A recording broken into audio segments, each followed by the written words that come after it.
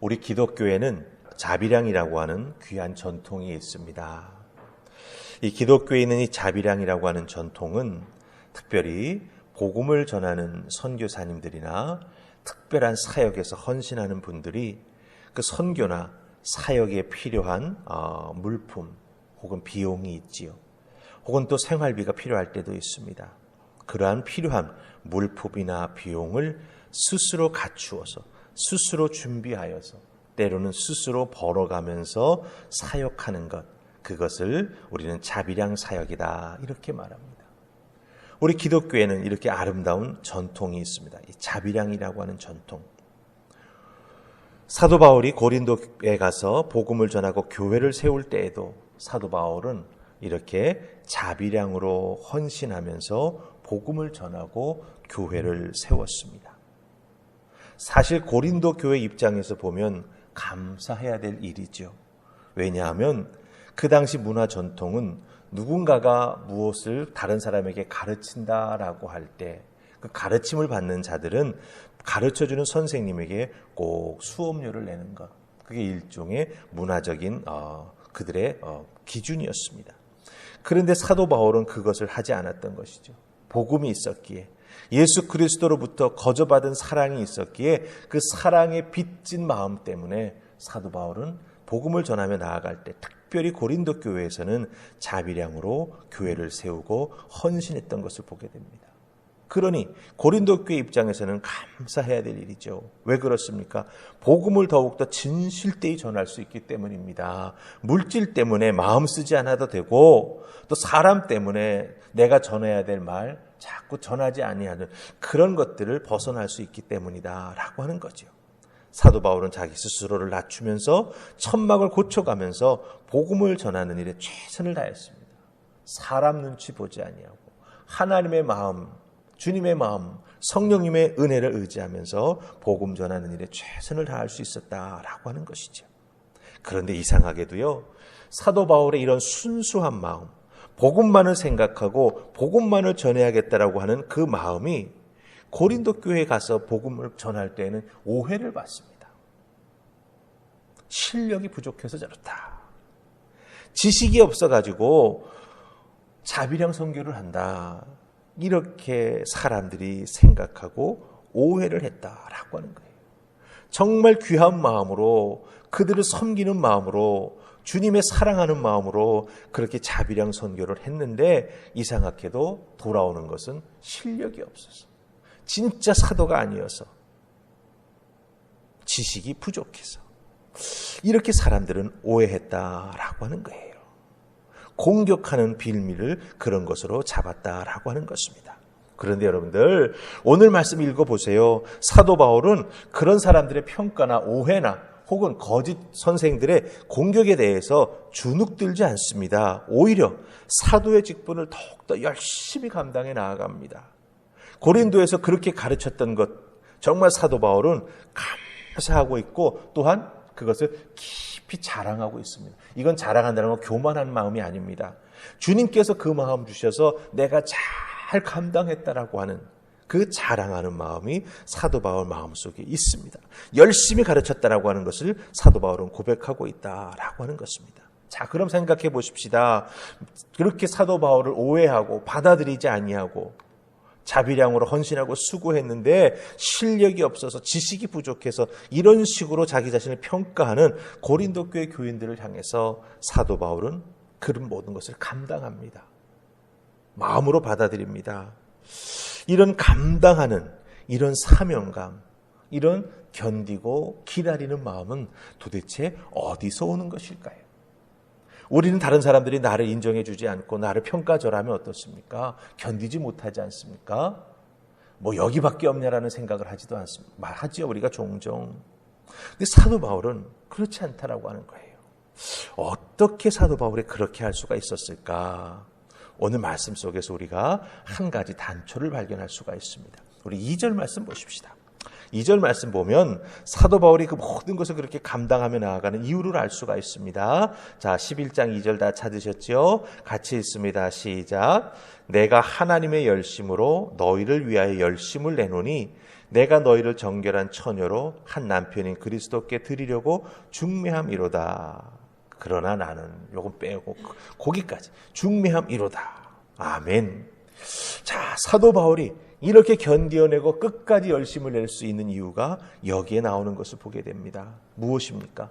하나님의 열심으로 너희를 위하여 내가 열심을 낸다라고 하는 거예요. 여기서 열심이라고 하는 단어, 이 열심이라고 하는 단어의 뜻은 뭐냐면 물이 끓는다.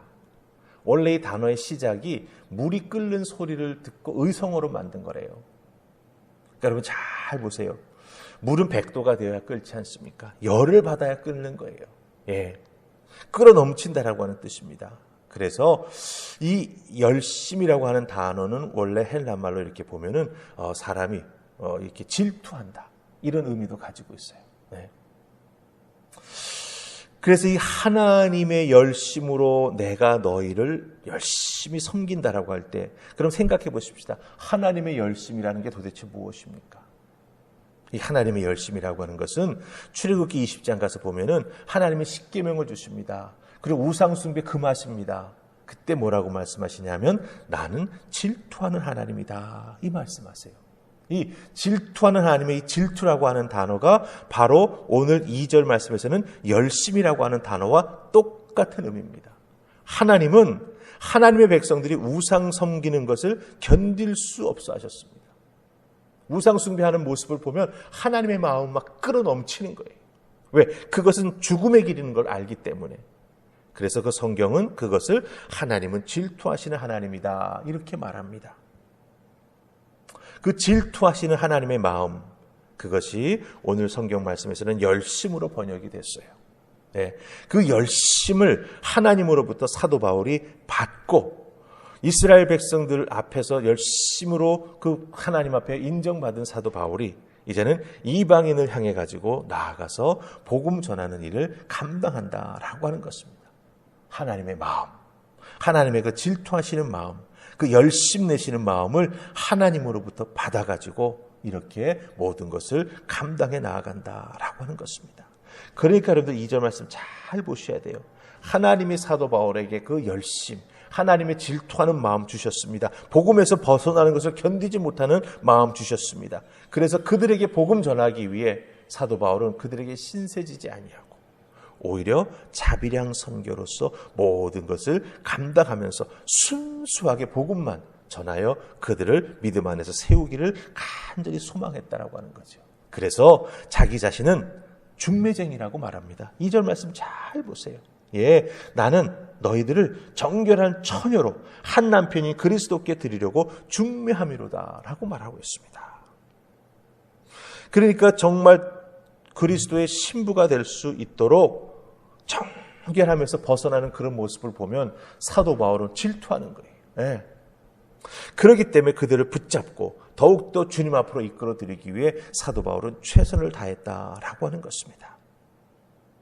사도 바울이 이렇게 열심히 바른 복음으로 가르치기 위해 노력하고 더욱더 그들을 위해서 기도하고 간구했죠.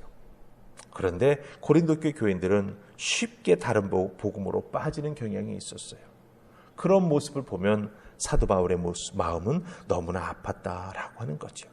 그것을 오늘 말씀에서는 열심이라고 하는 단어, 하나님의 그 질투하는 마음으로 표현하는 것을 우리가 보게 된다라고 하는 것입니다. 자, 여기서 중요한 게 있습니다. 고린도 교회 교인들은 왜 자꾸 사도 바울이 가르쳐준 그 복음의 은혜에서 벗어나가지고 거짓 선생들이 가르쳐주는 다른 복음을 받아들이려고 했을까요? 예수 믿었지만 그 고린도 교회 교인들의 안목이 바뀌지 않았기 때문입니다. 세상에서 살아가는 삶의 방식이 성경적으로, 신앙적으로, 복음적으로, 기독교적 세계관으로 바뀌지 않아서 그렇다라고 하는 거예요. 아직도 관습적으로 좋은 선생한테 가서는 돈을 내고 배워야 한다, 이런 것에 젖어 있는 거죠. 그렇기 때문에 고린도 교회 성도들이 꼭 해야 될 부분은 무엇입니까? 이 사도 바울의 마음을 잘 분별하여 다른 거짓 교사들의 모습과는 다르구나라고 하는 걸 깨달아 알고 사도 바울을 받아들여야 진리 위에 서는 거지요. 그리고 사도 바울을 받아들일 수 있음에 감사해야 된다라고 하는 거예요. 그렇기 때문에 분별하는 마음, 무엇이 진짜고 무엇이 가짜인지 그것을 분별할 줄 아는 믿음의 사람이 되는 것이 참 중요하다라고 하는 것을 오늘 말씀 속에서 우리가 깨달아 알게 됩니다. 우리 하늘파합병교회 성도님들도 다른 곳의 마음 빼앗기지 아니하고 세상의 마음 빼앗기지 아니하고 그렇죠? 복음, 주님의 은혜, 하나님의 그 크신 사랑 가운데 성장하기를 바란다고 한다면 어떻게 되겠습니까? 하나님 분별할 수 있는 믿음의 안목을 주십시오. 그리고 목회하는 목사님과 함께 마음을 같이 하여서 그 가르침 위에 굳건하게 믿음의 터를 세우고 주님을 위해서 한 걸음 한 걸음 성장해 나아가는 믿음, 그 성장한 믿음 가지고 주님을 위해서 헌신하는 우리가 될 수 있도록 도와주십시오. 기도하는 하나님의 사람이 되어야 할 줄로 믿습니다. 그럴 때 하나님께서 순결한 믿음 주셔서 예수 그리스도의 신부로 세워주시고 우리를 준비시켜 주셔서 정말 우리의 믿음의 경주를 끝까지 잘 감당할 수 있도록 하늘의 은혜를 허락해 주실 줄 믿습니다. 저도 사도 바울처럼 여러분을 향해서 더욱더 열심내려고 합니다. 참으로 세대가 어렵고 힘들지 않습니까? 그러기에 저의 열심이 더욱더 필요한 때인 것 같습니다. 그렇다고 한다면 여러분들도 열심 내는 목사와 함께 어떻게 되겠습니까? 호흡을 같이 해야 되죠. 손을 맞춰야 되죠. 그렇게 될 때 여러분 한 분 한 분이 정말 순결한 예수 그리스도의 신부로 준비되어서 주님을 만나고 주님께 더욱 큰 은혜를 덧입고 믿음에 성장하며 또한 하나님을 위해서 헌신하는 아름다운 하나님의 자녀들 될 줄로 믿습니다. 그 은혜 가운데 오늘 하루도 승리하실 수 있기를 주님의 이름으로 축복합니다. 아멘. 우리 기도하십시다. 좋으신 하나님 은혜 감사합니다. 오늘도 이 새벽 저희들을 주의 존으로 부르시고 사도 바울의 이 안타까운 마음 오늘 말씀을 통해서 깨달아 알게 해주시니 고맙습니다. 사도 바울이 왜 하나님 앞에서 그렇게 열심을 내었는지 그 모든 선교 사역을 감당해 나아가기 위해 땀 흘리고 자비량 선교 감당해 나아가는 것 그리고 다른 사람들이 그것을 연유로 해서 사도 바울을 공격하는 것 견디어내고 이겨냈습니다. 그 이유가 무엇인지 오늘 말씀에서 깨달아 알게 해주시니 고맙습니다.